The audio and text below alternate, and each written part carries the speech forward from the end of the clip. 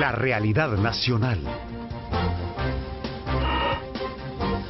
Con análisis periodístico profesional. Los temas de país abordados con profundidad y credibilidad.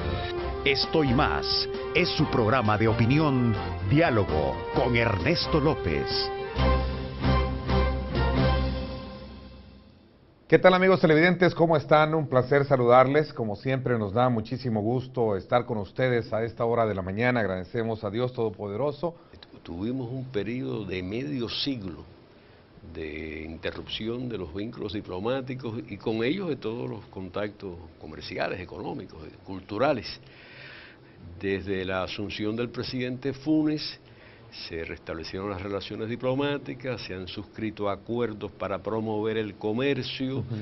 Somos dos países que tenemos muchas cosas en común, como es lógico, y al mismo tiempo falta de relacionamiento durante demasiado tiempo. Ha habido cosas, bueno, yo mismo ahora lo he experimentado, yo he viajado en un vuelo directo de Taca, de La Habana a San Salvador. Eso me tomó menos de 2 horas. Estamos realmente muy cerca. Viajar a San Salvador desde La Habana es más o menos lo mismo que viajar desde La Habana al extremo oriental de Cuba en avión.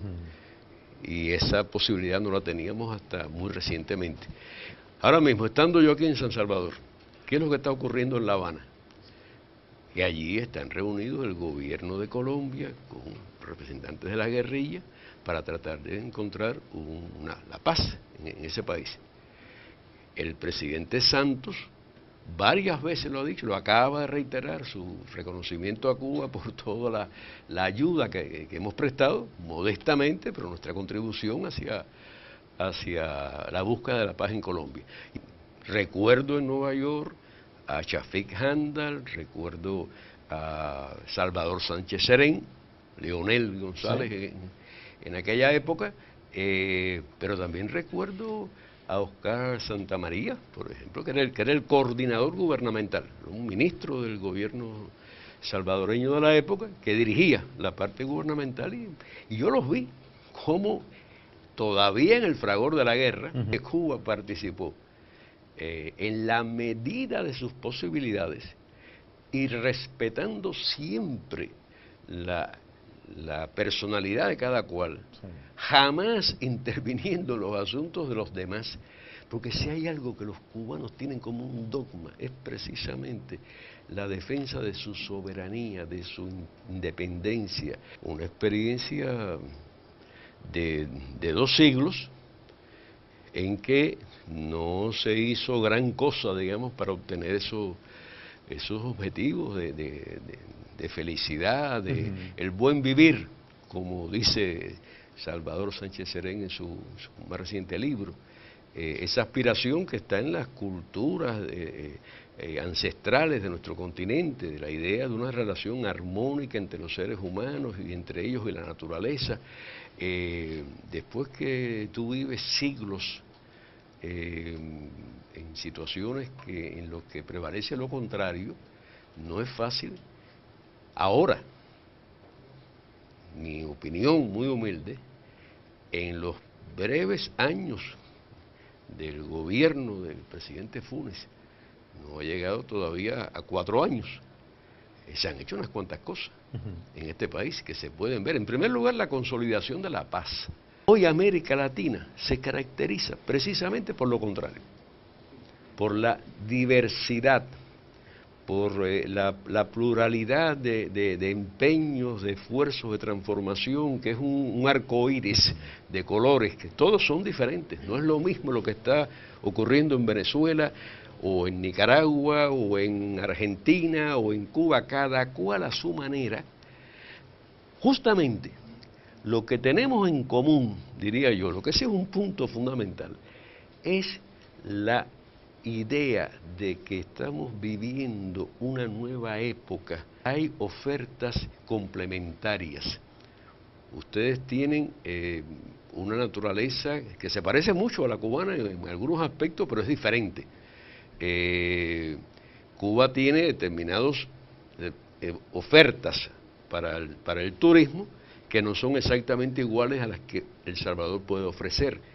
Imagínate tú una persona que venga desde Europa para visitar un país en que lo que predomina es la playa, el sol, el mar, etcétera, y que tenga la posibilidad de un par de horas saltar a la América Central, a aproximarse a la cultura mesoamericana, los monumentos que ustedes tienen acá, a una naturaleza muy rica, muy lujuriante, digamos, la vegetación en este país, un clima muy agradable, y son 2 horas de viaje, no llega a 2 horas.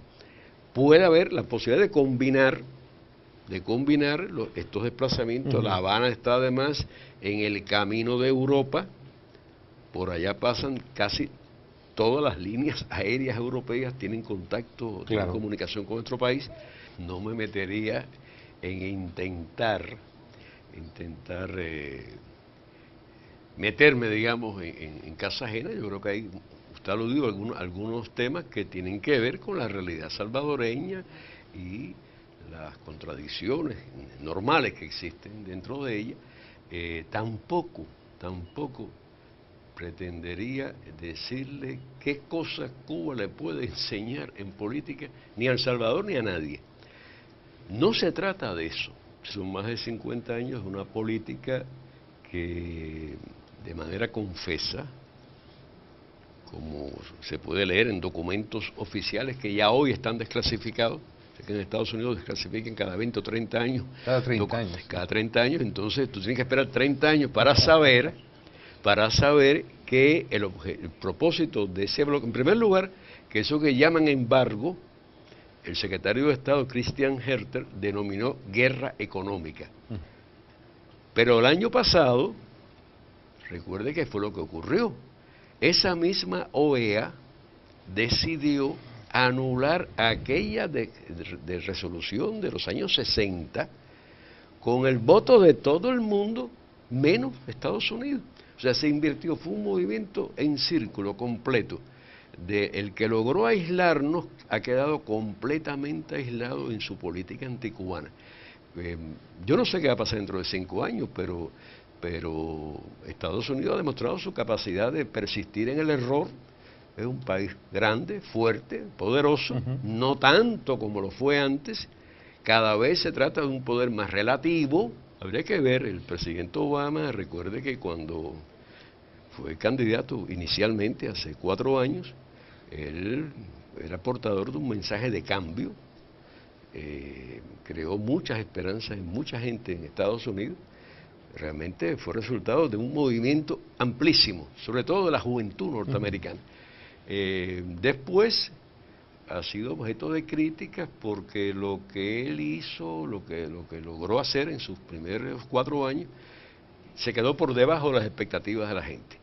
Yo quisiera ser optimista, ahora en su segundo mandato, que logró vencer, a pesar de todos los pronósticos, todos los cálculos que se hacían, que los ponían a los 2 candidatos parejos prácticamente, lo cual se demostró que no era verdad. Ojalá él reemprenda un poco el encuentro con sus promesas, no solo con relación a Cuba, con relación a América Latina, todo el tema de la inmigración, por ejemplo. Algunas cosas hizo, no llegó a las expectativas de la gente con relación, digamos, a la reforma del sistema de salud, pero ahora, en estos momentos hay unos cuantos millones de norteamericanos que antes no tenían acceso a servicios médicos y que ahora pueden tenerlo. Ese es un ejemplo de algo positivo que él hizo, aunque no hubiese alcanzado las expectativas de la gente. Pero ¿de qué estamos hablando? O sea, ¿cuántas personas son objeto de represión en Cuba? ¿Cuándo usted ha visto? Imagínese usted si en La Habana hubiera una manifestación y nuestra policía apalease a la gente que protesta, como hacen... y en el caso de las mujeres de blanco, hacen en Madrid, ¿perdón? Las mujeres de blanco. ¿Qué pasa con ellas? De alguna manera, lo que se conoce de las informaciones es precisamente de que existe ciertas restricciones a su derecho al reclamo por evitar ya... Perdona, pero lo que sale sobre ella es que todos los domingos salen y desfilan por las calles. ¡Ay, que alguna gente les pueda gritar algo!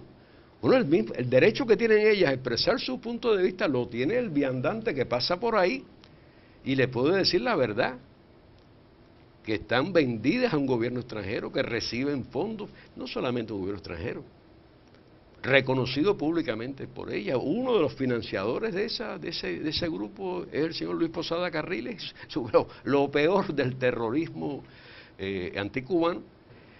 Las relaciones se llevan a cabo entre los estados independientemente de las características de las personas que están en determinada responsabilidad en esos estados. Esa es la experiencia nuestra. Nosotros hemos tenido relaciones, digamos, para poner un ejemplo, un país muy cercano a ambos, España. Cuando toda Iberoamérica se plegó a la presión norteamericana contra Cuba, el gobierno del generalísimo Francisco Franco las mantuvo. Podido tener la posibilidad de compartir con legisladores del frente, pero también legisladores, digamos, conservadores. Y por supuesto que, oye, si todos pensáramos igual sería muy aburrido este mundo. Es lógico que haya diferencias, que haya desencuentros teóricos, ideológicos, y por supuesto, pero naciones, pueblos, estados, son categorías que permanecen más allá de las personas que desempeñen determinada responsabilidad. Hacia, digamos, noticias sobre el estado de salud. ¿Para cuándo hay, Fidel? ¿Hay para mucho? Bueno, parece que es un ¿Cómo hombre está? muy saludable, está muy bien. Lee ahora bastante. Y escribe. Uno de sus artículos más recientes se burló de los anuncios de su muerte, etcétera, y es un hombre que está disfrutando de la libertad que tiene toda persona después que deja de tener obligaciones que lo amarran cotidianamente a reuniones, a compromisos oficiales. Fidel hoy puede dedicarse a leer, a escribir, a experimentar, a hacer lo que quiere y a cuidarse, por supuesto, de su salud, que afortunadamente, y aunque le dé rabia a algunos, sigue siendo un hombre muy fuerte y muy saludable. Me permite hacerle una pregunta. ¿Cuál es la diferencia entre Raúl y Fidel ahora al frente del gobierno? ¿Hay alguna diferencia? Muchos creen que sí las hay. La apuesta en la apertura de algunos espacios de participar en la parte económica, creen que, y pregonan que hay mejor expectativa, ¿no? Ambos han sido muy claros al respecto. Quien esté imaginando encontrar diferencias ideológicas entre el uno y el otro está perdiendo el tiempo. Agradezco muchísimo también la participación a través de las redes sociales. Gracias, pásenla bien y como siempre recuerden lo más importante, amar a Dios sobre todas las cosas.